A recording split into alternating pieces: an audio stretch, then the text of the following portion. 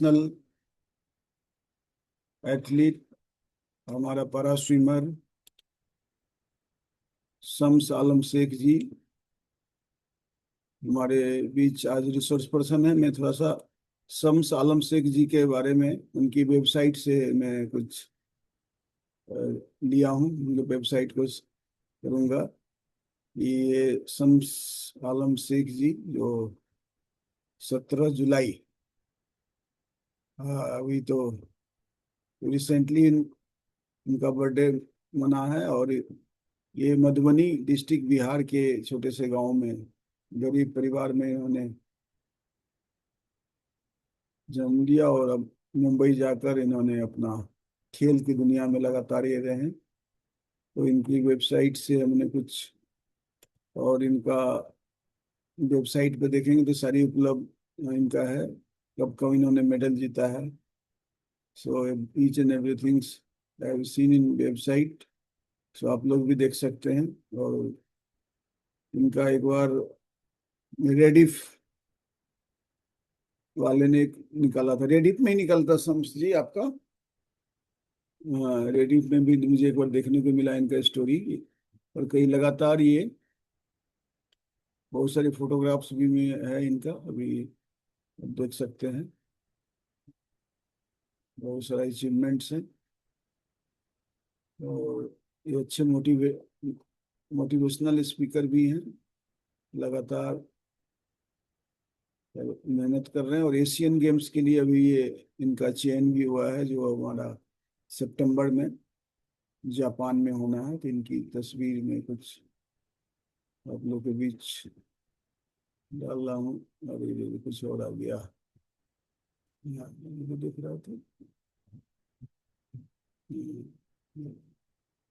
चलिए, तो ये हम फिर से जानेंगे, गूगल में सर्च करेंगे शम्स आलम शेख जी तो इनका डिटेल मिलेगा। हमारे करीब शम्स जी हमारे 150 कोचेज हैं। They we have started train the trainer programme to start training, giving them in community level, like somewhere there is a park, छोटा सा फील्ड है, when schools है।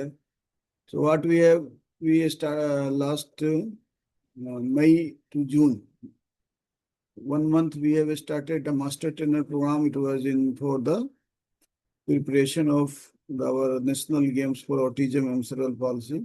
It was successfully completed in I think 5th, 6th, no, 4th, 5th, 6th June at Gujarat. So it was demanded from there, why not you are starting, we want to start coaching centre. से इनसे प्रेरित होकर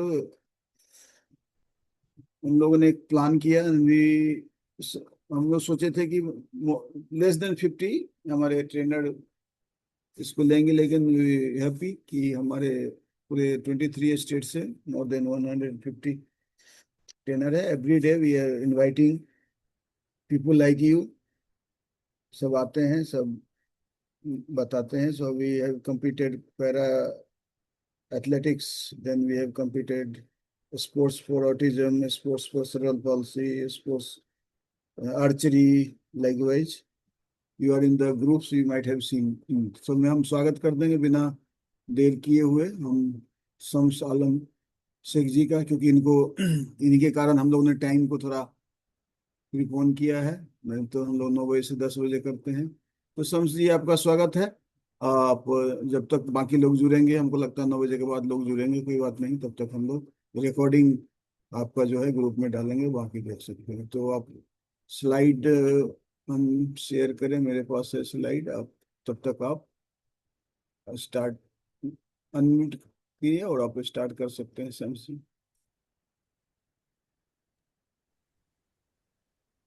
Thank you, sir. Thank you for inviting me, and thank you everyone to joining this program called Train the Trainer program.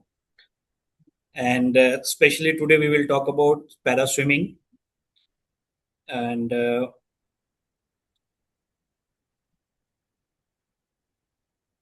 here, as you can see on the slides,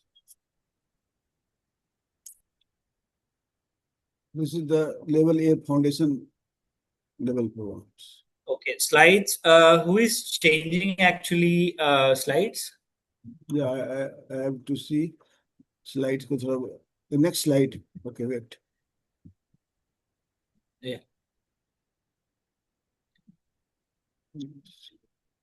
I mean, first of all, I would like to congratulate all the participants, all the coaches, and all the trainers from across the India who have joined this. And a very good initiative by Parasports Association Bihar and Dr. Shivaji Kumar sir, all the team members, those who are part of this initiative. I'm sure this will help the coaches to understand basic about the uh, para sports and inclusive sports, which will help to improve their capacity and which will actually enable them to understand the identify the talents in their local areas, and basically all those talents from the rural areas they will come and actually they will perform at the state at national level.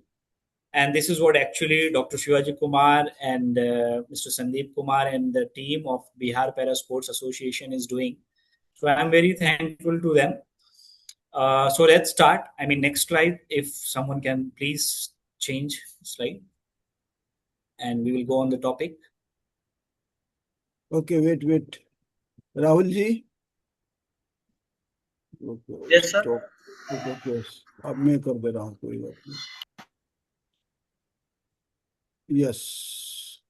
Next. It's not going next. Why is it?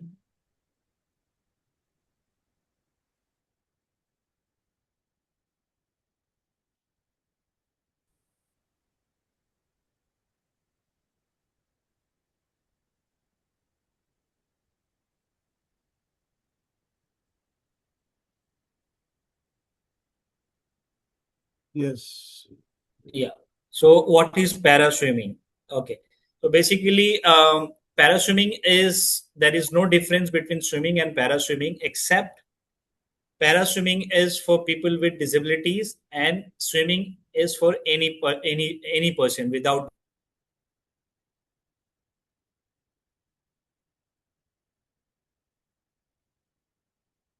Shall I move next slide? So here, let's what happened in para swimming. In para swimming, and I myself playing para swimming since 2011 after my disabilities. So this actually helped me to regenerate, to help me to gain my regeneration of nervous system. How I started para swimming, that is the main important thing, because actually, as you guys have seen, that I belong from Madhubani district of Bihar, and our district is generally flooded area. Nepal is very close to us, so generally flood comes, and it is a very necessary skills for each and everyone to learn, because this help us to save our life from disasters and flood. We have to learn this skill. This is a skill, and each and everyone should learn this, because this will help you to understand and save your life, save your colleagues, your family members, and each one those who are in need. And that's how I started swimming. And later on, I got to know that there are some technical cheese which we have to understand if we really wanted to go for a competitive swimming. So, paraswimming or swimming is, first of all, we should play just to learn as a skill, because we have to learn some skills in our life, and this will help you to improve your stability, mobilities. This will help you to physical strength and so many things. So that's why after becoming a paraplegic person, it actually helped me to gain my control over my body and my uh, uh, uh, bladder and bowel system. So these kind of things are there. Yes, paraswimming can be a recreational sports as well as a competitive sports. So you guys can play it just for fun also, for recreational purpose also, and for a competitive level also. So let me take you through the from the basic to the advanced levels. So paraswimming is a competitive sports, and it actually apply for all kinds of disability like physical disability, visual impairment, intellectual impairment, and hearing impair people can also participate in this kind of events. There are different kinds of state bodies, national bodies, and international bodies for different games. We are talking about paraswimming. So paraswimming is in India, specifically if we are talking about Bihar, because I am from Bihar. So Bihar Para Sports Association is there. They actually manage at state level. Then we have Paraswimming Federation of India, which is affiliated to Paralympic Committee of India, and Paralympic Committee of India organizes national level sports event, and they select athlete for international competitions. Then we have World Paraswimming, which is the International Federation for Paraswimming. They have their office in Germany, and they govern the paraswimming world body. They are affiliated with International Paralympic Committee, which is an international body for all the para sports, and which is equivalent to Olympic and Paralympics. ले भाई, ये क्या हो गया? हम्म,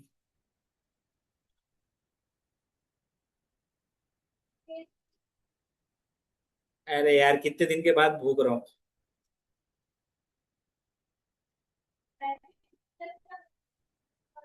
क्या हो गया ये? गायब हो गया पूरा. Google Chrome not responding. अरे यार, आई थिंक क्रैश हो गया आपका गूगल। तुम्हारा भी क्या है? चल तो रहा है तुम्हारा नेट. It's showing now.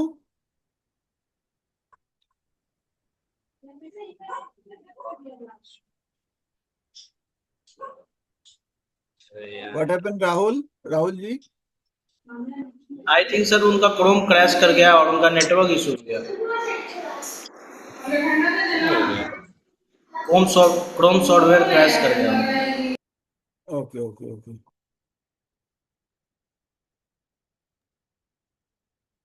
अभी मेरी Okay. आवाज आ रही है मोल जी? Yeah, yeah. So it is audible. Sorry for the technical issues. Obviously when we are not in person, then it happens, and we all understand this kind of issue. So let me just take you guys to the organization which actually governed all these things. As I was talking about paraswimming, World Paraswimming, which is affiliated to International Paralympic Committee, which is equivalent to Olympic Committee, International Olympic Committee, and they organizes event.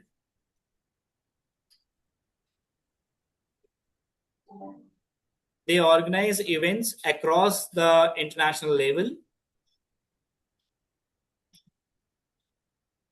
Just,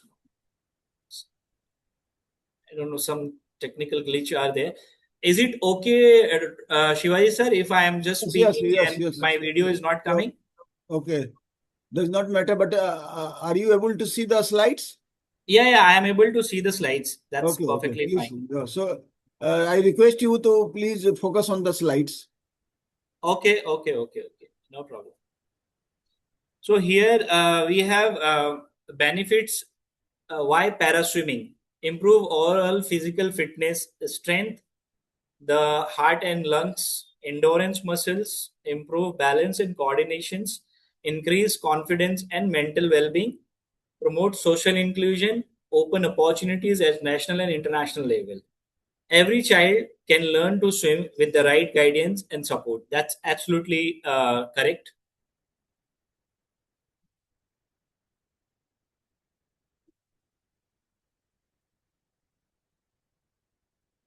What is objective of inclusive coaching?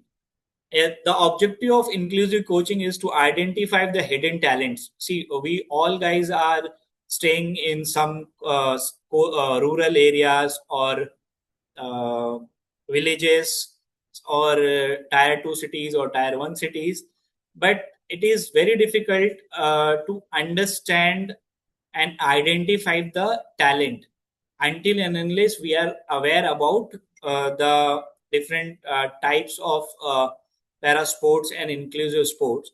So if once I have seen, like, people, when we see people with disabilities, some people think that they are burden on the society. But now, after learning para sports and and knowing about the para sports, I got to know that disability is not a burden. Actually, it is an opportunity.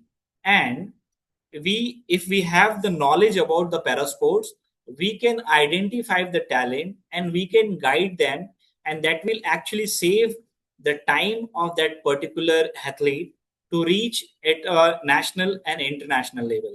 Here the coaches play the vital role. Once they identify the talent, they actually uh, tell them that where to go, which sports is suitable for you. Like para athletics are there, para swimming are there, and different para sports are there. Different adaptive sports are there. What will happen with this inclusive coaching? It actually build confidence among the athletes, ensure water safety during training, teach correct swimming techniques, and encourage participations of girls and women with disabilities. Obviously, when we have ideas, when we have knowledge about it, then we can guide the people and people with disabilities to go for different kinds of sports. And this is what this is what the responsibility of a good coach. So the coach motto is to identify, inspire, include, and develop the athlete so that he can represent his state, his district, state, and nation at different level. Next slides, please.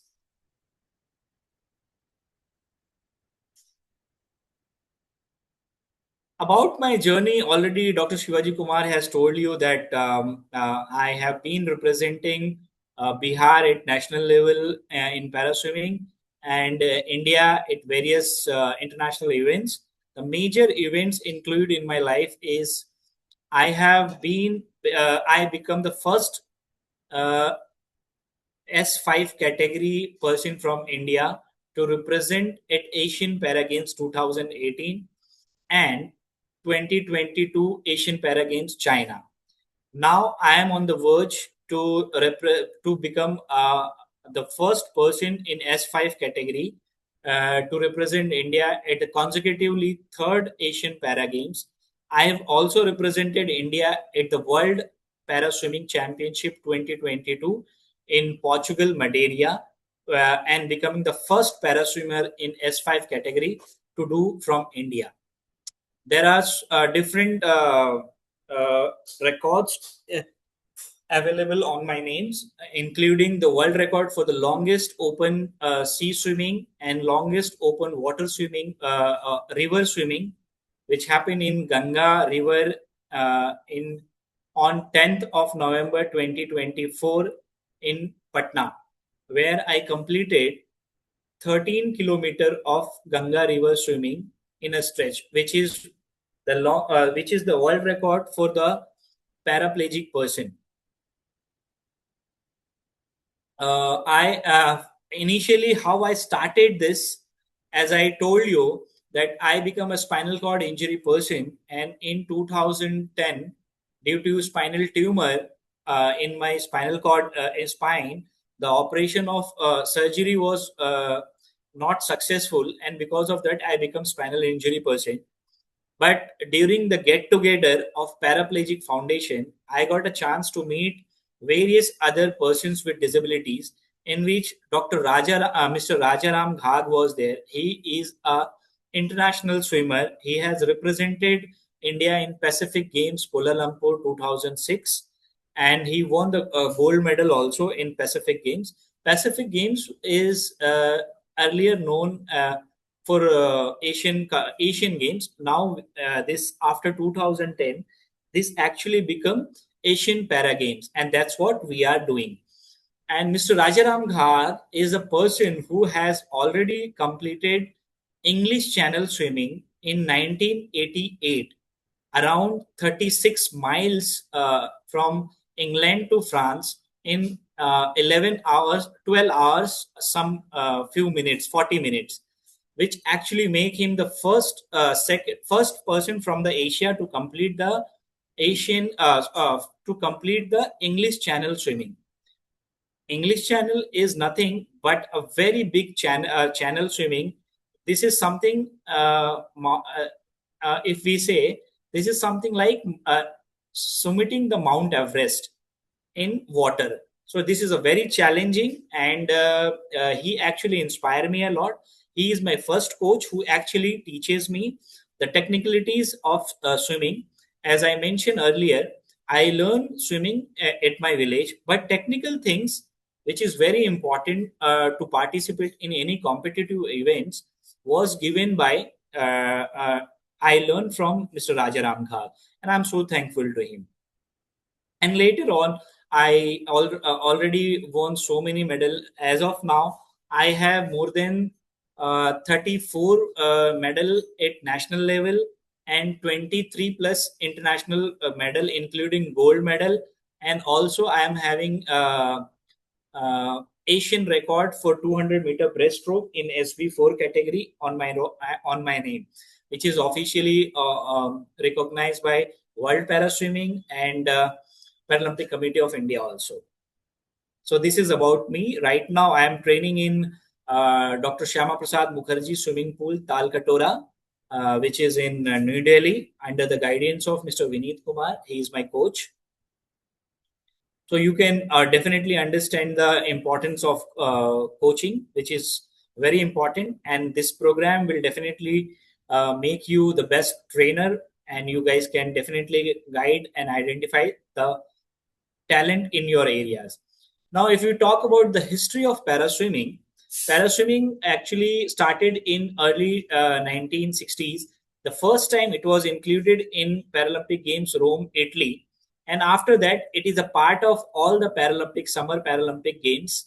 And every year, it actually happen in every 4 years. If we talk generally about para swimming in India, we have so many para swimmers, and definitely, sorry, I can speak in Hindi. मैं हिंदी में बिल्कुल बात कर सकता हूँ. मुझे लगा ये प्रोग्राम इंग्लिश में है, शायद इसलिए मैं इंग्लिश में बात कर रहा था. तो बिल्कुल पैरा स्विमिंग के बारे में आप यहाँ पे मैं बता रहा हूँ कि उनका जो इतिहास है, 1960 में ये स्टार्ट हुआ, और रोम पैरालंपिक्स जो हुआ था वहां से लेकर के ये शुरू हुआ, और आज तक जितने भी समर पैरालंपिक गेम्स होते हैं उन सभी का ये हिस्सा रहा है. वर्ल्ड पैरा स्विमिंग अपनी वर्ल्ड चैंपियनशिप ऑर्गेनाइज कराती है. पहले 4 साल में होती थी, अब हर 2 साल में होता है, और ये पैरालंपिक मूवमेंट का बहुत बड़ा हिस्सा है. आज 100 से अधिक देशों में खिलाड़ी इसमें भाग लेते हैं. पैरा स्विमिंग जो है, इसके बारे में मैं स्पेशली बता दूं कि 100 से अधिक नहीं, उससे ज्यादा ही कंट्रीज में ऑब्वियसली लोग भाग लेते हैं, और सबसे ज्यादा एथलीट्स भाग लेते हैं. पैरा एथलेटिक्स एक इवेंट है जिसमें सबसे ज्यादा लोग होते हैं, और उसके बाद जो सबसे बड़ा इवेंट होता है वो पैरा स्विमिंग ही होता है. और इंडिया में मैं अगर बात करूं तो हमारे यहाँ जो 1972 का पैरालंपिक्स गेम्स हुआ था एडलीड्स में, वहां पे हमारे मुरलीकांत पेटकर जी हैं, उन्होंने 50 मीटर फ्री स्टाइल में गोल्ड मेडल जीता था वर्ल्ड रिकॉर्ड के साथ में. उनके नाम पे चंदू चैंपियन मूवीज भी बन चुकी है. और भी बहुत सारे लोग हैं हमारे कोचेज में से. राजाराम घाक जी हैं, सत्य प्रकाश तिवारी जी हैं, और एंथोनी परेरा सर थे जो कि मिलिट्री में थे. उनको दिक्कत हुई थी, लेकिन उसके बाद उन्होंने स्पाइनल कॉर्ड इंजरी के बाद स्विमिंग स्टार्ट की, और ये लोग अर्ली डेज में स्विमिंग को लेकर के आए. बाद में डॉक्टर दबास साहब आए, जिन्होंने स्विमिंग को ऑर्गेनाइज तरीके से इंडिया में लाया, और हर साल उसका नेशनल चैंपियनशिप वो लगातार करा रहे हैं, साल 2000 से लेकर के अभी तक. और हम लोग अलग अलग तरीके से वहाँ पे पार्ट ले रहे हैं. खास करके अगर हम बिहार की बात करें तो बिहार में भी बहुत सारे पैरा स्विमर्स आए हैं। खास करके अगर हम कुछ चुनिंदा नामों की बात करें तो वहां पे पहले विनोद जी करके एक स्विमर्स थे। फिर उसके बाद अ, अभी क्या कहते हैं, मोहित कुमार करके हमारा एक यंग स्विमर है जो आ रहा है, वो बहुत अच्छा कर रहा है। अभी के स्विमर में कुंजा प्रताप जी हैं जो अभी बहुत अच्छा स्विमिंग कर रहे हैं और आगे आने वाले दिनों में वो करेंगे। मैं हूँ बिहार से। मैंने 2011-12 से खेलना शुरू किया और मैं अभी भी compete कर रहा हूँ। तो इस तरीके से ये बिहार का मैंने आपको बताया, और बिहार के बच्चों में भी बहुत ज्यादा टैलेंट है, वो आगे आ कर सकते हैं अगर सही से उनका आइडेंटिफिकेशन हो तो। Next slide please. World para swimming and Paralympic movement. मैंने वर्ल्ड पैरा स्विमिंग के बारे में ऑलरेडी मैंने आपको बता दिया है कि इनका जो काम है वो इंटरनेशनल लेवल पे ये गवर्निंग बॉडी है, आईपीसी से ऑथोराइज्ड है, और यही सारे अलग अलग इवेंट्स कराते हैं। पैरा स्विमिंग के अंदर जो होता है वो मेजर जो कॉम्पिटिशन्स है वो यहाँ पे दिखाया गया है। पैरालंपिक खेल, विश्व para championship, Asian para game, national championship, Commonwealth games होता है, वहां पे भी पैरा स्विमिंग चैंपियनशिप होती है। तो ये सारी चीजें हैं। उसके अलावा साउथ एशियन पैरा गेम्स अभी आने वाला है जिसके अंदर पैरा स्विमिंग रहेगा। और south east Asian Paralympic games होता है। तो इस तरीके की चीज होती है। Next slides please.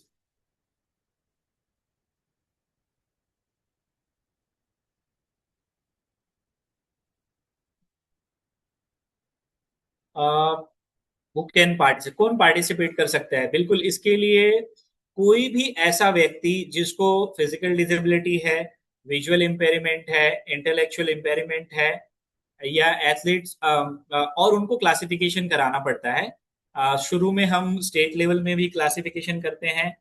बाद में अगर कोई बच्चा नेशनल लेवल पे जाता है तो फिजिकल क्लासिफिकेशन उसका होता है, विजुअल इम्पेयरमेंट्स का भी क्लासिफिकेशन होता है, और जो खास करके इंटेलेक्चुअल डिसेबिलिटीज होती हैं उनके लिए आपका 50% से 75% से ज्यादा आपका आईक्यू लेवल अगर होता है तो वो अलाउड नहीं होते, उससे कम होना चाहिए तो वो अलाउड होते हैं। अलग अलग बॉडीज हैं जो आपको आपका क्लासिफिकेशन करती हैं।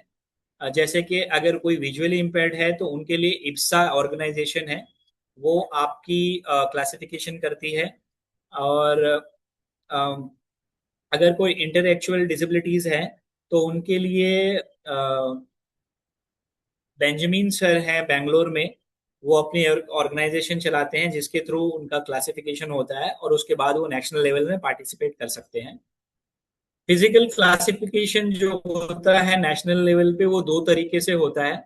एक तो जो हमारे फिजियोथेरेपिस्ट होते हैं जो वो मेडिकल एक्सपर्ट होते हैं वो करते हैं, और दूसरा जो टेक्निकल एक्सपर्ट होते हैं वो स्विमिंग करा करके देखते हैं और उसके बाद जो एबिलिटीज होती है उसके बिना पे उनको क्लासेस दिया जाता है। क्लासेस उनकी जो अलग अलग क्लासेस होती है वो मैं आपको बता देता हूँ। फिजिकल इम्पेयरमेंट्स में S1 से लेकर के S10 तक की क्लास होती है, और विजुअल इम्पेयरमेंट की जो क्लासेस होती हैं वो S11 से लेकर के S13 तक होती है। S11 की जो क्लासेस होती है उसमें पूरी तरीके से जिनको नहीं दिखता है वो होते हैं। उसके बाद उनकी जो देखने की जो क्षमता होती है उसके बिना पे उनको S11, 12 और 13 दिया जाता है। जब कंपटीशन होता है तो S11 के जो बच्चे होते हैं उनके लिए काला चश्मा अनिवार्य होता है, उन्हें काला चश्मा पहनना पड़ता है। 12 और 13 के बच्चे अगर नहीं भी पहनते तो भी चल जाएगा। और इस तरीके से मैंने आपको क्लासिफिकेशन के बारे में बता दिया है। S14 एक क्लास होता है जिसमें डाउन सिंड्रोम के जो बच्चे होते हैं वो खेलते हैं, इंटेलेक्चुअल डिसेबिलिटीज के जो बच्चे होते हैं वो खेलते हैं, और उनका अलग से क्लासिफिकेशन होता है। उनके लिए स्पेशल ओलंपिक्स भी होता है, लेकिन पैरा स्विमिंग, स्पेशली हम अभी पैरा स्विमिंग की बात कर रहे हैं तो मैं पैरा स्विमिंग के बारे में बताऊं कि उनके लिए भी है और वो पार्टिसिपेट कर सकते हैं इंटरनेशनल लेवल पे। अभी इंटरनेशनल लेवल पे वर्चुअस वर्चुअस गेम्स आया है जो स्पेशली इंटेलेक्चुअल डिसेबिलिटीज के लिए ही होता है। वहां पे अलग अलग उनकी 3 कैटेगरीज होती है, II1, II2, II3। ये आपको इंटरनेशनल लेवल पे जब आप जाते हैं तो पता चलता है। Next slide.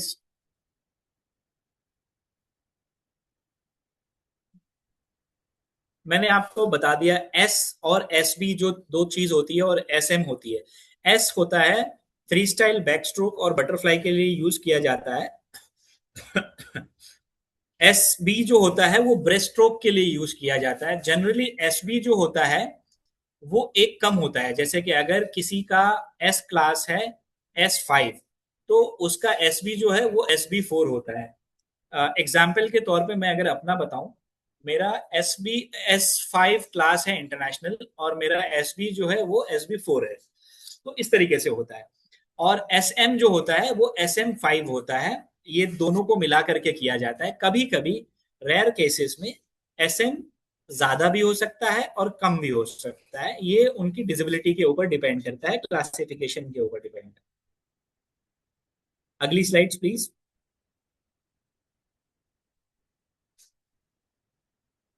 स्ट्रोक्स के बारे में मैंने आपको बता दिया है कि free style, back stroke, breast stroke और बटरफ्लाई ये होता है।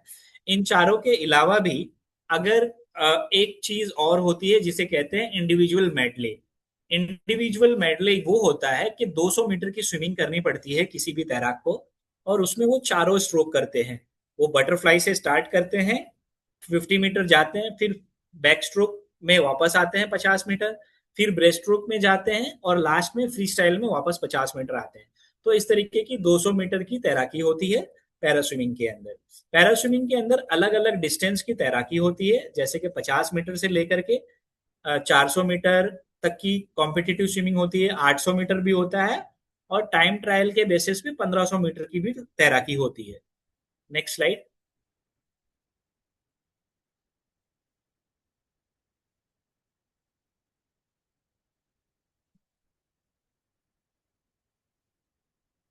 ये मैंने आपको बता दिया अभी कि कॉम्पिटिटिव इवेंट्स जो होते हैं वो 50 मीटर, 100 मीटर, 200 मीटर, 400 मीटर होते हैं। Next slides please.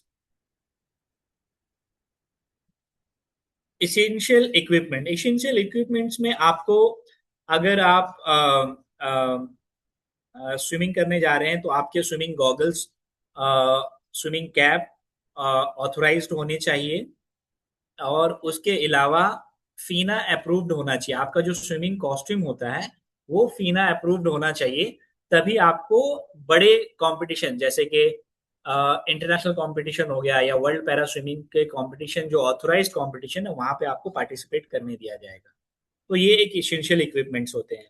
और जो S11 के विजुअली इम्पेयर्ड स्विमर होते हैं उनके लिए ब्लैक गॉगल बहुत इंपॉर्टेंट होता है। उसके अलावा उसके बगैर उनको पार्टिसिपेट नहीं करने दिया जाता है। इक्विपमेंट में आप क्या यूज नहीं कर सकते हैं, जैसे कि प्रोस्थेटिक लिम्स आप यूज नहीं कर सकते हैं। इक्विपमेंट में आप हैंड पैडल या फिर पुल बॉय वगैरह यूज नहीं कर सकते हैं जिससे आपको बॉयंसी मिले, स्पीड मिले। हाँ, लेकिन अगर आप विजुअली इम्पेयर्ड स्विमर है S11 के, तो आपके लिए एक टेपिंग स्टिक होती है जिससे आपको ये पता चलता है कि अब आपका 50 मीटर का जो वॉल है वो आने वाला है, तो उसका इस्तेमाल किया जाता है। ऑथोराइज तरीके से आप कर सकते हैं इस्तेमाल। Next slide please. Pool facilities, obviously pool facilities, ये जो चीज है ये हमारे ऑर्गेनाइजिंग कमेटी का, हमारी गवर्नमेंट का हिस्सा है, और इसमें हम लोगों को भी अपना बढ़ चढ़ करके अवेयरनेस फैलाना चाहिए कि एक्सेसिबिलिटी बहुत इंपॉर्टेंट है। पूल के अंदर अगर रैंप की फैसिलिटी हो तो बहुत अच्छा है। पूल में इंडिया में जैसे कि IIT मद्रास है, वहां पे अगर आप जाएं तो वहां पे आप देखिएगा कि पूल लिफ्ट अवेलेबल है, जिसमें कोई भी पैराप्लेजिक पर्सन या स्पाइनल कॉर्ड इंजरी पर्सन या व्हील चेयर यूजर आसानी से उसमें बैठ सकता है और पानी के अंदर जा सकता है और उसको आसानी से निकाला भी जा सकता है। एक्सेसिबल चेंजिंग रूम होना चाहिए, एक्सेसिबल टॉयलेट होना चाहिए, बहुत ज़रूरी है, क्योंकि व्हीलचेयर वाले या फिर कोई भी नॉन व्हीलचेयर वाले भी जो जाते हैं तो उनके लिए वो बहुत ज़रूरी है। साइनिंग वहाँ पे होना चाहिए, साइनेज रहता है तो डायरेक्शन पता चलता है। उसके बाद स्लीपर ना हो, इसलिए वहाँ पे फ्लोर पे अच्छा कुछ बिछा होना चाहिए, नॉन स्लिपरीज। इमरजेंसी एग्जिट्स होने चाहिए, ये सारी चीज़ें हैं। और ये सारी कोच की रिस्पॉन्सिबिलिटीज़ है कि जब वो बच्चे को कहीं कंपटीशन में ले जाते हैं या पूल पे करा रहे हैं तो ये ध्यान रखें कि बच्चे को किसी तरीके की कोई दुर्घटना ना हो, कोई इंजरी ना हो, ये बहुत ज़रूरी है। क्योंकि हमारे खेलने का एक उद्देश्य ये है कि सेफ्टी बहुत इंपॉर्टेंट है। सेफ्टी अगर है तो हम आगे बढ़ सकते हैं, क्योंकि खास करके जब पैराप्लेजिक कोई पर्सन होता है या किसी भी इंसान के लिए, अगर हम लोगों को डिसेबल पर्सन को अगर कोई इंजरी हो जाती है तो उसको ठीक होने में बहुत टाइम लगता है, रिकवरी के लिए बहुत टाइम लगता है, खास करके पैराप्लेजिक या क्वाड्रिप्लेजिक पर्सन्स को। तो इसका ख्याल रखें और अपने स्किन का बहुत ख्याल रखें, उसको चेक करते रहें। सेफ्टी के लिए आपको, आपके जो भी लाइफ गार्ड्स हैं, या जब आप नए नए सीख रहे हैं तो आप कोचेस के अंडर ही सीखें, जो लाइफ गार्ड्स हैं उनके अंदर सीखें। और प्रॉपर वार्म अप करें, स्ट्रेचिंग करें, ये सारी चीज़ें जब आप पूल में अंदर जा रहे हैं उससे पहले ये बहुत ज़रूरी है।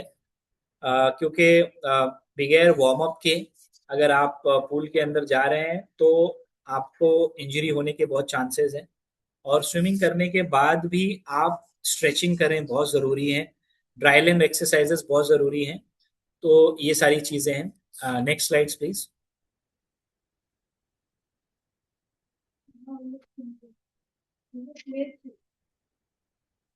क्लासिफिकेशन के बारे में मैंने आपको ऑलरेडी बता दिया है कि किस तरीके से होती है।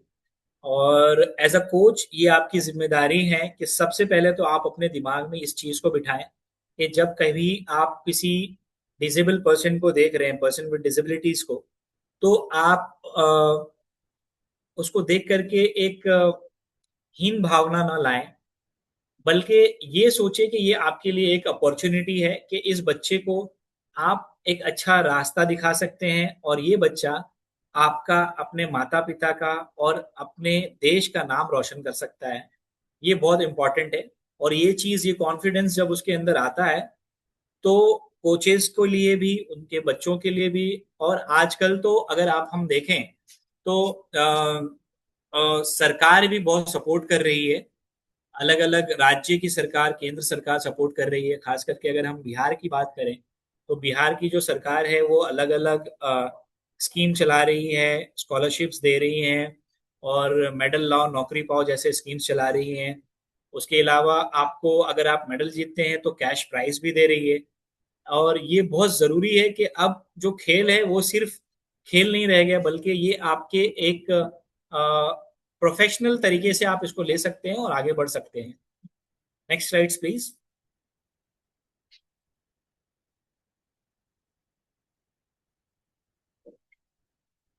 आई थिंक मैंने ये ऑलरेडी बता दिया है कि जो जो इम्पेयरमेंट्स होते हैं, विजुअल इम्पेयरमेंट, इंटेलेक्चुअल इम्पेयरमेंट, इसकी क्लासिफिकेशंस के बारे में अगर किसी को कोई क्वेश्चंस हो तो वो मुझसे पूछ सकते हैं।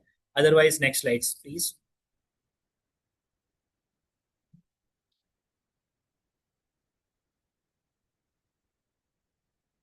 चेकलिस्ट इसमें दिया हुआ है, ये आपके लिए बहुत इंपॉर्टेंट है कि पर्सनल डिटेल रिकॉर्ड होना चाहिए।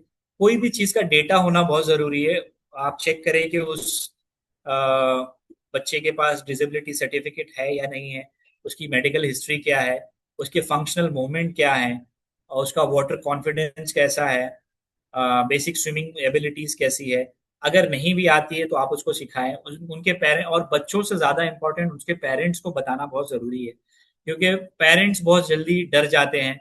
तो बच्चों के साथ साथ उनके माता पिता की भी काउंसलिंग बहुत ज़रूरी है। काउंसलिंग करें उनको, उनको समझाएं, उनको बताएं, उनको एक्सपर्ट जैसे कि डॉक्टर शिवाजी कुमार हैं, और भी आपके एरिया में जो भी एक्सपर्ट्स हैं उनसे बात कराएं। श्री अवतार सिंह जी हैं जो कि बहुत ही फेमस और बड़े नेशनल लेवल के कोच हैं। ऐसे लोगों से आप बात करें और इन इन लोगों से जानकारी लेकर के आप उनको बताएं और उनका मोटिवेट करें, ये बहुत ज़रूरी है।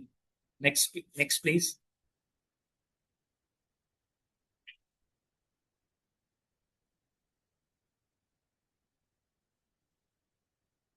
बेसिक स्विमिंग स्किल बहुत ज़रूरी है।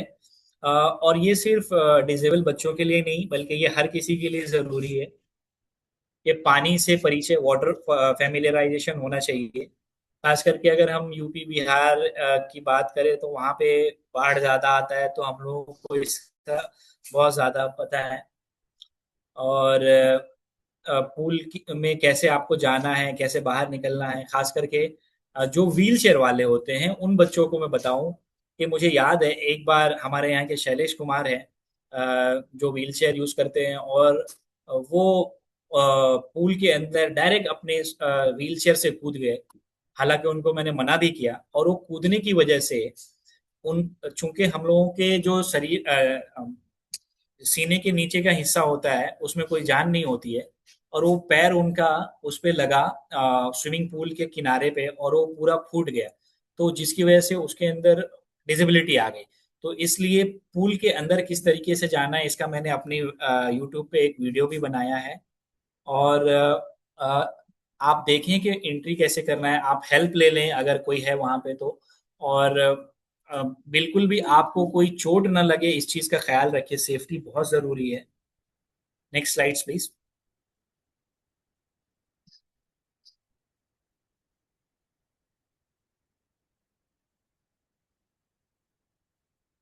आई थिंक जब आप बड़े लेवल पे जाएंगे, developing community para swimming program, para swimming programs जो होते हैं उसमें बहुत सारी अलग अलग चीज़ें होती है कि identifying the person with disability, conduct awareness. Obviously ये सारी चीज़ें जो आपको स्लाइड्स में दिख रही है।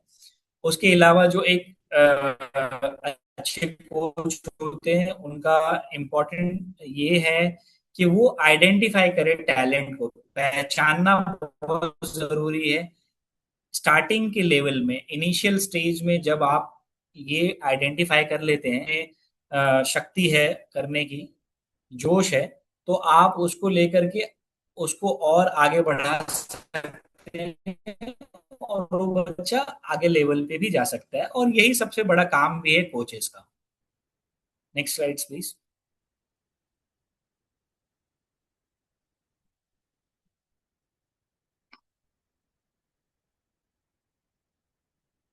ट्रेनिंग प्रोग्रेशन, स्विमिंग में जब आप आते हैं, खास करके जब हम स्विमिंग की बात करें, और अगर आप कॉम्पिटिटिव स्विमिंग की तरफ आते हैं, तो सबसे पहले तो हमको इनिशियल लेवल पे वाटर कॉन्फिडेंस बिल्ड करना बहुत ज़रूरी है। फिर बेसिक स्विमिंग स्किल्स हो जाती है, फिर उसके बाद स्ट्रोक डेवलपमेंट होता है हमारा, जो टेक्निकल चीज़ें होती है। उसके बाद एंडोरेंस एंड स्पीड ट्रेनिंग होती है, और फिर कंपटीशन प्रिपरेशन होता है। ये सारी चीज़ें हैं, इसमें अलग अलग लेवल पे कोचेज अपना योगदान देते हैं। और अलग अलग लेवल पे, के स्टेट लेवल का बच्चा है, नेशनल लेवल का बच्चा है, या इंटरनेशनल लेवल का बच्चा है, उस तरीके से उसका जो सेशन है वो डिजाइन किया जाता है। और उसमें खास करके स्पीड का सेशन अलग से होता है, इंडोरेंस का सेशन अलग से होता है, फिर स्ट्रेंथ एंड कंडीशनिंग का सेशन अलग से होता है। तो ये सारी चीज़ों को कोचेस अपने प्रोग्राम बना करके, और कब उनका कंपटीशन है उस हिसाब से करते हैं। Next slides please. Ethics, safeguarding and fair play, obviously ये बहुत ज़रूरी है कि हम अपने, हमारे रिस्पेक्ट बहुत ज़रूरी है हर एथलीट्स के लिए। Ensure child protection and safe guard, prevent abuse, harassment and discrimination, बिल्कुल कोई डिस्क्रिमिनेशन नहीं होना चाहिए। Promote gender equality, encourage honesty and fair play, and follow anti doping rules. Anti doping rules बहुत ज़रूरी है, चूँकि अगर आप नेशनल और इंटरनेशनल लेवल पे खेल रहे हैं तो हर मेडलिस्ट का और हर एथलीट का डोपिंग होता है। आजकल नाडा जो है, हमारी नेशनल एंटी डोपिंग एजेंसी है, वो हर एथलीट का डोपिंग करती है, और वो होना भी चाहिए। तो ये एज ए एथलीट अगर आपको करियर बनाना है तो आपको भी सोचना है कि हमको फेयर प्ले करना है, हमें किसी अ, भी रिस्ट्रिक्टेड मेडिसिन्स या रिस्ट्रिक्टेड आइटम्स का इस्तेमाल नहीं करना है जिसकी वजह से परफॉर्मेंस बूस्ट हो या इनहेंस हो। हमें अपनी जो एक्चुअल ट्रेनिंग है उससे हमारी परफॉर्मेंस को बूस्ट करना है। Next slides please. आज की जो टेक अवेज हैं वो आप बिल्कुल यहाँ से देख सकते हैं कि मैंने आपको पैरा स्विमिंग के बारे में बताया, उसकी हिस्ट्री बताया, डिसेबिलिटीज एंड उसकी कैटेगरीज बताया, कम्युनिटी लेवल एथलीट्स आइडेंटिफिकेशन जो कोचेस का काम है वो मैंने बताया, स्विमिंग के स्ट्रोक्स मैंने आपको बताया है, safety rules, role of community and inclusive coaches, training methodologies मैंने आपको बताया कि कैसे अलग अलग लेवल पे ट्रेनिंग डिजाइन की जाती है, competitive pathway in India and ethics and safeguardings मैंने आपको बताया। अगर किसी को कोई क्वेश्चन है तो वो पूछ सकते हैं।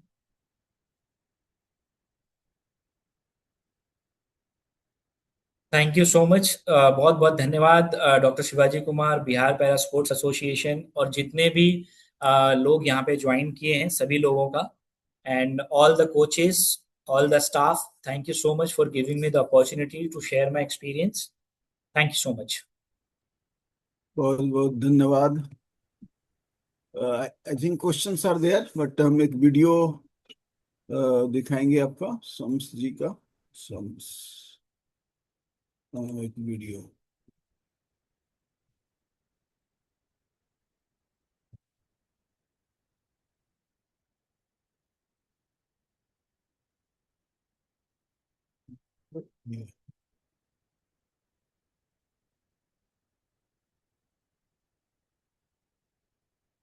नमस्कार दोस्तों, आज के इस एक्सप्लेनर में आपका बहुत बहुत स्वागत है। सबको आज हम एक बेहद ही शानदार और सच कहूं तो एक गेम चेंजिंग विषय पर बात करने वाले हैं। हम गहराई से विश्लेषण करेंगे सामुदायिक समावेशी पैरा तैराकी कोचिंग का। नमस्कार दोस्तों, आज के इस एक्सप्लेनर में आपका बहुत बहुत स्वागत है। आज हम एक बेहद ही शानदार और सच कहूं तो एक गेम चेंजिंग विषय पर बात करने वाले हैं। हम गहराई से विश्लेषण करेंगे सामुदायिक समावेशी पैरा तैराकी कोचिंग गाइड का। ये एक कमाल का मैनुअल है जिसे खुद अंतरराष्ट्रीय पैरा तैराक और विश्व रिकॉर्ड होल्डर मोहम्मद शम्स आलम शेख ने लिखा है। तो चलिए बिना किसी देरी के इस बेहतरीन सफर की शुरुआत करते हैं। अब इस गाइड की बारीकियों में जाने से पहले जरा इसके लेखक की कहानी सुनिए। ये सिर्फ एक एथलीट की कहानी नहीं है, बल्कि ये कभी हार ना मानने वाले जज्बे की कहानी है। सोचिए, एक शानदार कराटे चैंपियन जिसे 2010 में रीढ़ की हड्डी में गंभीर चोट लगती है और छाती के नीचे का हिस्सा लकवाग्रस्त हो जाता है, लेकिन उन्होंने हार नहीं मानी। उन्होंने पानी में अपनी नई मंजिल तलाशी और खुद को एक अंतर्राष्ट्रीय तैराकी पदक विजेता के रूप में दुनिया के सामने खड़ा कर दिया। यहीं पर शम्स आलम का एक बहुत ही शानदार विचार आता है। उन्होंने कहा है, हर चैंपियन की शुरुआत एक ऐसे समर्पित कोच से होती है जो अपने खिलाड़ी पर विश्वास करता है। ये कोई साधारण लाइन नहीं है, ये पैरा स्पोर्ट्स की सबसे बड़ी सच्चाई है। एक कोच का अटूट विश्वास ही वो चिंगारी है जो किसी की पूरी जिंदगी बदल सकती है। तो आज के हमारे एजेंडे में क्या है? सबसे पहले हम देखेंगे एक एक प्रेरणादायक यात्रा, फिर दो पैरा तैराकी क्यों चुने, इसके बाद तीन समावेशी कोच की भूमिका, फिर चार वर्गीकरण और प्रशिक्षण, और आखिर में पांच सफलता का मार्ग। तो चलिए सीधे हमारे पहले भाग पर आते हैं, एक प्रेरणादायक यात्रा, खेल के माध्यम से विपत्ति पर विजय। शम्स आलम की उपलब्धियां सच में होश उड़ा देने वाली हैं। मतलब लकवे जैसी गंभीर स्थिति के बावजूद उन्होंने खुले समुद्र में सबसे लंबी तैराकी का वर्ल्ड रिकॉर्ड बना डाला। और क्या आप जानते हैं, उन्होंने गंगा नदी में 13 किलोमीटर की तैराकी सिर्फ 2 घंटे 3 मिनट में पूरी की। हाल ही में गोवा में 24वीं नेशनल पैरा स्विमिंग चैंपियनशिप में उन्होंने 3 मेडल जीते। और सबसे हैरान करने वाली बात तो यह है कि वार्म अप पूल में एक दर्दनाक एक्सीडेंट होने के बावजूद वो पीछे नहीं हटे और अपना सर्वश्रेष्ठ प्रदर्शन करते हुए कांस्य पदक हासिल किया। इसे कहते हैं असली जज्बा। ये सब सुनकर आपके मन में भी ये सवाल आ रहा होगा, है ना, कि आखिर पैरा तैराकी ही क्यों? तो हमारा दूसरा भाग है, पैरा तैराकी क्यों चुने, आत्मविश्वास और समावेशन का निर्माण। देखिए, तैराकी का मतलब सिर्फ फिटनेस, कार्डियो या मसल्स बनाना नहीं है। इस गाइड के अनुसार ये मानसिक स्वास्थ्य के लिए किसी जादू से कम नहीं है। ये पानी में एक ऐसी आजादी देता है जो खिलाड़ियों में आत्मनिर्भरता पैदा करती है। और सबसे अहम बात, ये समाज में समावेशन यानी हर किसी को एक साथ लाने को बहुत मजबूती से बढ़ावा देती है। पर इन बेहतरीन फायदों तक पहुंचने के लिए एक गाइड, एक मेंटर की जरूरत तो पड़ेगी ही, राइट? तो भाग तीन है समावेशी कोच की भूमिका, प्रथम मार्गदर्शक। कम्युनिटी कोच दरअसल वो पहला गुरु होता है जिसका काम ही है समाज में छिपे हुए टैलेंट को ढूंढना, खिलाड़ियों में आत्मविश्वास जगाना, पानी में उनकी सुरक्षा सुनिश्चित करना, और सबसे जरूरी बात, दिव्यांग बालिकाओं और महिलाओं को आगे आने के लिए विशेष रूप से प्रोत्साहित करना। ये एक समावेशी खेल का माहौल तैयार करने का पहला और सबसे बड़ा कदम है। और एक सच्चे कोच का काम एक बहुत ही सिंपल और पावरफुल मंत्र पे टिका होता है। पहचानें, प्रेरित करें, शामिल करें और विकसित करें। यानी identify, inspire, include and develop. बस इसी 4 कदम वाले फाउंडेशन पर पूरा खेल आधारित होता है। लेकिन रुकिए, पानी में उतरने से पहले एक गोल्डन रूल है जिसे कोई भी अनदेखा नहीं कर सकता, और वो है पहले सुरक्षा फिर प्रदर्शन। लगातार निगरानी रखना, सही वार्म अप करना और रेस्क्यू इक्विपमेंट का हमेशा पास होना बिल्कुल मस्ट है। क्योंकि भाई, सेफ्टी के बिना कोई भी ट्रेनिंग सफल नहीं हो सकती। सेफ्टी की बात हो गई, अब आते हैं भाग 4 पर। वर्गीकरण और प्रशिक्षण, खिलाड़ी की यात्रा की संरचना। यहाँ इस गाइड में एक बहुत ही स्पष्ट लकीर खींची गई है और इसे समझना बहुत जरूरी है। देखिए, कम्युनिटी कोच का काम सिर्फ टैलेंट को पहचानना, उनकी कार्यात्मक क्षमताओं को देखना और उनकी मेडिकल हिस्ट्री रिकॉर्ड करके उन्हें एक्सपर्ट्स के पास भेजना है। फाइनल और आधिकारिक स्पोर्ट क्लास तय करने का काम सिर्फ और सिर्फ सर्टिफाइड क्लासिफायर्स ही करते हैं। इस बात को लेकर किसी भी कोच को कोई कंफ्यूजन नहीं होना चाहिए। और इस पूरे प्रोसेस को एकदम स्मूथ बनाने के लिए कम्युनिटी कोच एक बहुत ही बेसिक लेकिन अहम स्क्रीनिंग चेकलिस्ट का इस्तेमाल करते हैं। इससे खिलाड़ी की मेडिकल हिस्ट्री और पानी में उनका बेसिक कॉन्फिडेंस रिकॉर्ड किया जाता है, ताकि आगे के आधिकारिक वर्गीकरण में कोई रुकावट ना आए। अब अगर ट्रेनिंग की बात करें तो हर खिलाड़ी अलग होता है ना? इसलिए विभिन्न दिव्यांगताओं के लिए संवाद और ट्रेनिंग के तरीके भी अलग होने चाहिए। उदाहरण के लिए, दृष्टिबाधित एथलीटों के लिए स्पर्श आधारित यानी टैक्टाइल गाइडेंस का उपयोग करना, या फिर ऑटिज्म स्पेक्ट्रम वाले खिलाड़ियों के लिए एक बहुत ही स्पष्ट और नियमित रूटीन बनाए रखना। कहने का मतलब है कि आपको ट्रेनिंग को एथलीट के हिसाब से ढालना होता है। और हाँ, हर कोच को ये बात हमेशा याद रखनी चाहिए, ज्ञान के साथ मार्गदर्शन करें, संवेदनशीलता के साथ प्रशिक्षण दें। इसका सीधा सा मतलब है कि हाई लेवल और कॉम्पिटिटिव तकनीक सिखाने से पहले ये पक्का कर लें कि एथलीट ने बेसिक स्किल्स को पूरी तरह और सुरक्षित रूप से सीख लिया है। इसमें जल्दबाजी बिल्कुल नहीं करनी चाहिए। चलिए, अब इस बेहतरीन यात्रा के आखिरी पड़ाव पर आते हैं। भाग 5, सफलता का मार्ग, समुदाय से अंतर्राष्ट्रीय स्तर तक।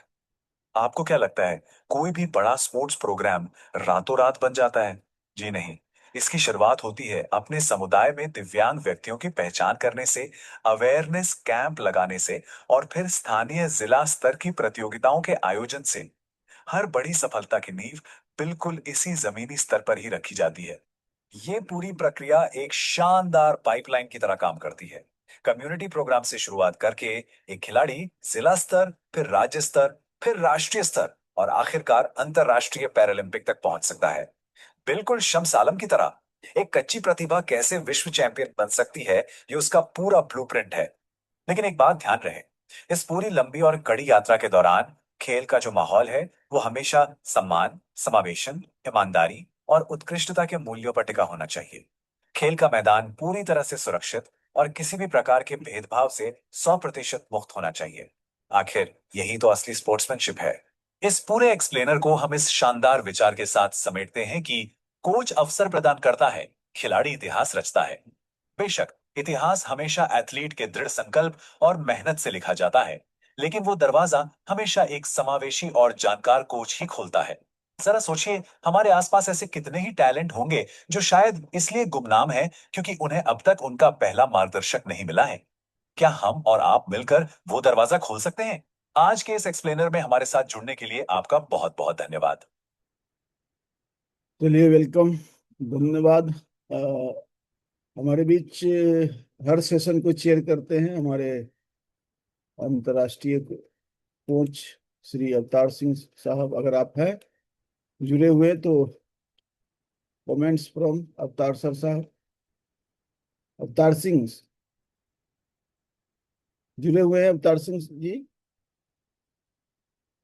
चलिए, कोई बात नहीं है। Any question from anyone? किसी को कोई क्वेश्चन हो तो पूछ सकते हैं।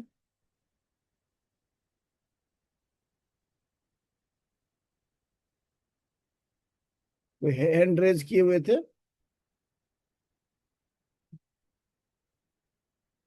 अनम्यूट करना है, कैसे होता है अनम्यूट?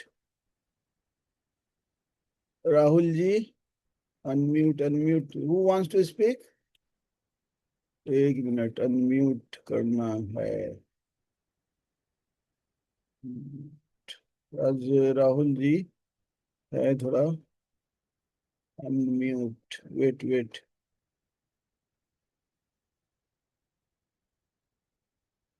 राहुल जी आप हैं क्या? कोई हेल्प करे, अनम्यूट सभी को करने के लिए क्या इसमें करना पड़ता है? Unmute। मैं एक एक करके देखता हूँ।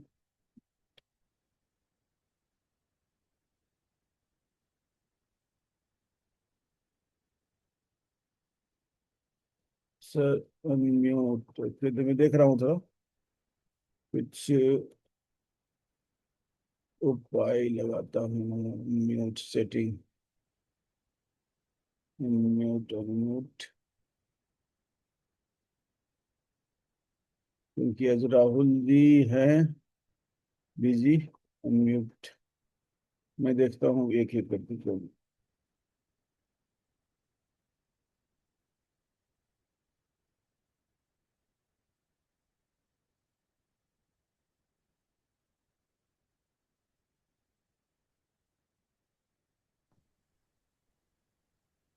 चलिए मैंने हेलो। अनम्यूट किया।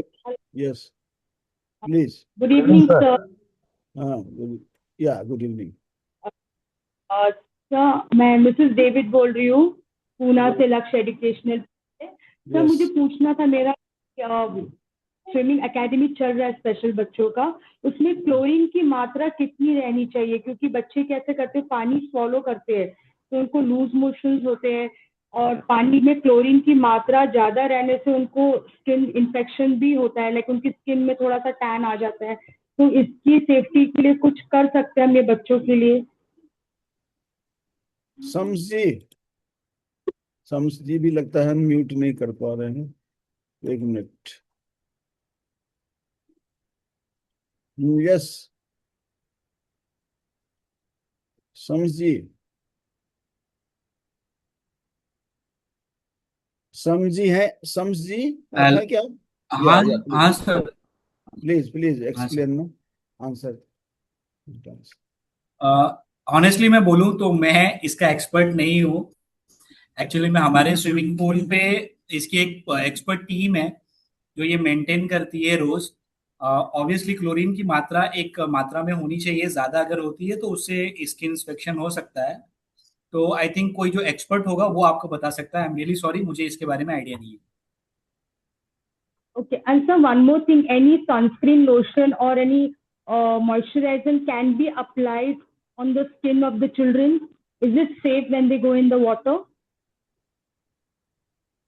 क्या वो सेफ्टी हो Yes, you सकता can है उनके apply. लिए? Some creams are available. Some creams are available. You can apply, but again, I mean, like if someone is competitive swimmers, then I don't think he or she will apply because we have to do every single day 2 times swimming, which is not feasible for us to apply every single time. But yes, if in case if someone is having some allergy from chlorine and all, then there are some creams available, and I'm sure you should go and ask dermatologist. They can help you in this regard. Last question please, ये chlorine का पानी पीने से क्या कुछ होता है बच्चों को, कुछ इन्फेक्शन, मतलब इसके चांसेस है? ऐसा कुछ हो सकता है, मतलब उनको प्रॉब्लम होगी आगे चल के अगर, क्योंकि हमारे बच्चे कैसे, उनको कभी कभी समझने के लिए बहुत टाइम लगता है ऑटिस्टिक बच्चों को, तो वो क्या करते हैं, पानी पी लेते हैं तो एक बार ठीक है, 2 बार, लेकिन अगर उन्होंने हैबिट बनाया है वो पानी पीने का, तो उनको कुछ इन्फेक्शन होने के चांसेस है आगे चल के, कि हमको वो स्टॉप करना चाहिए उनका स्विमिंग? हाँ बिल्कुल, ऑब्वियसली देखिए अगर ज़्यादा मात्रा में ये हो गया तो वो हमारे लिए इन्फेक्शन क्रिएट कर सकता है हमारे लंग्स में, और हमारे जो हेयर्स है उसके लिए भी बहुत ज़्यादा इशू क्रिएट करता है। तो मेरे हिसाब से आपको बच्चों को सबसे पहले तो उसके बारे में बताना बहुत ज़रूरी है पानी में डालने से पहले, कि इस पानी को हमें पीना नहीं है, इसमें हमें स्विमिंग करना है। उनको अलग से बॉटल दीजिए। आप लोग कभी भी स्विमिंग कराने जा रहे हैं तो उनके लिए अलग से आप बॉटल रखें कि ये पानी आपको पीना है, स्विमिंग पूल का पानी नहीं पीना है आपको। और जब भी पानी के अंदर जा रहे हैं स्विमिंग पूल के अंदर, तो उनको शावर जरूर दिलाइए। शावर लेने से उनको उनका क्लीनिंग का बहुत ज़्यादा रोल रहता है। तो उसकी वजह से जो ईचिंग वगैरह होती है वो उनको भी नहीं होगी और दूसरों को भी नहीं होगी। इसीलिए हमें जब भी हम पूल के अंदर जाएं तो ये बेसिक चीज़ें बच्चों को ज़रूर बताएं आप।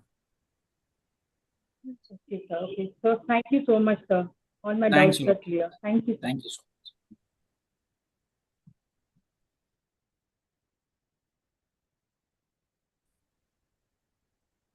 श्याम सालन जी नमस्कार। आपको मेरी आवाज आ रही है? यस, आ रही है सर। जी सर, जी सर, कैसे हैं आप?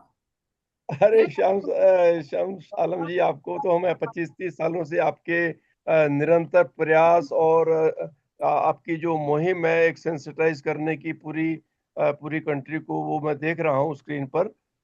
बहुत अच्छा सफर अभी तक कर रहे हैं और आगे भी करेंगे। ये हम लोगों कईयों के लिए बेंचमार्क होना चाहिए। बहुत अच्छी तरह से आपने एक्सप्लेन किया और ये एक प्लेटफॉर्म जो आपको डॉक्टर शिवाजी के थ्रू मिला है।